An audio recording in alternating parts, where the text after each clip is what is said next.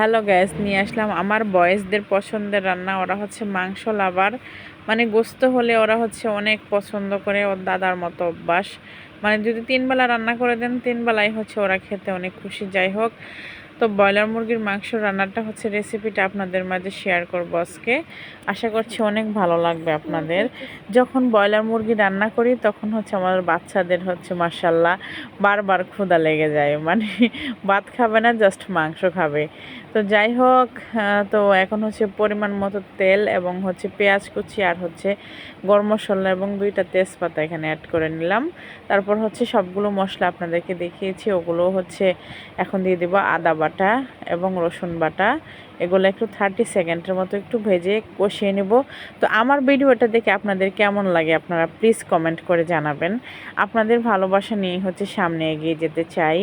তো যাই হোক, আর সবসময় তো আর ব্রয়লার মুরগি দেখা গেছে সপ্তাহের ভিতরে 1-2 দিন রান্না পরেই অনেক সময় ভিডিও করি, অনেক সময় করি না। এই যে আমি হচ্ছে মশলাটা, এই যে দেখেন আমি কি সুন্দরভাবে কষিয়েছি, একদম তেলগুলো কিন্তু উপরে বেশি উঠেছে আর মশলাটা ঘনত্ব হয়ে একদম নিচে নেমে গেছে।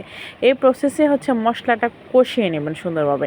এখন হচ্ছে মাংসটা আমি এখানে অ্যাড করে নেব। তারপর হচ্ছে নেড়ে ছেড়ে অল্প একটু পানি দিয়ে ঢাকনার সাহায্যে আমি হচ্ছে এটাকে কষিয়ে নেব আর কি, যেটাকে বলে।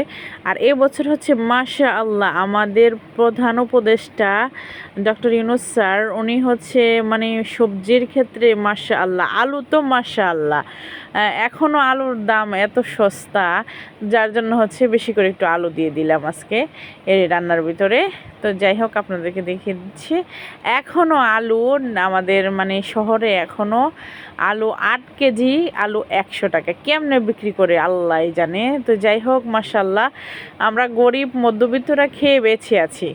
তো আলহামদুলিল্লাহ। যাই হোক, একটু আলু ভর্তা করে খাওয়া যায়, আলু তরকারি দিয়ে খাওয়া যায়, আলু দিয়ে তরকারি রান্না করে খাওয়া যায়। যাই হোক, অনেক ধন্যবাদ বর্তমান সরকার যিনি আছেন ওনাকে। বাজারটা অন্তত খেতে পাচ্ছি একটু রিজনেবল প্রাইসে।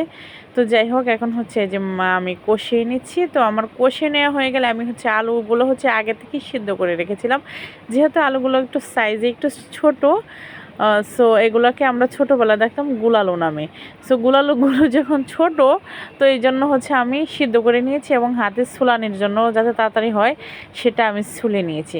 কিছু মানুষ আছে বিশ্বাস করেন, আপনাকে কারো কারণ নেই, কারণ ছাড়াই হচ্ছে আপনার প্রতি অনেক জিলাস ফিল করবে। যাই হোক, আমি ঝোল দিয়ে হচ্ছে শাওয়ার নিতে গিয়েছিলাম, তো এসে দেখি একদম মানে ঝোলটা শুকিয়ে গেছে। তো এখন আর পানি অ্যাড করবো না, পানি অ্যাড করলে হচ্ছে মানে টেস্ট চলে যাবে। এখন হচ্ছে আমি একটু জিরে গুঁড়ো দিয়ে লবণটা চেক করে আমি তরকারিটা নামিয়ে নেব। তো সবাই ভালো থাকবেন। আসসালামু আলাইকুম এভরিওয়ান।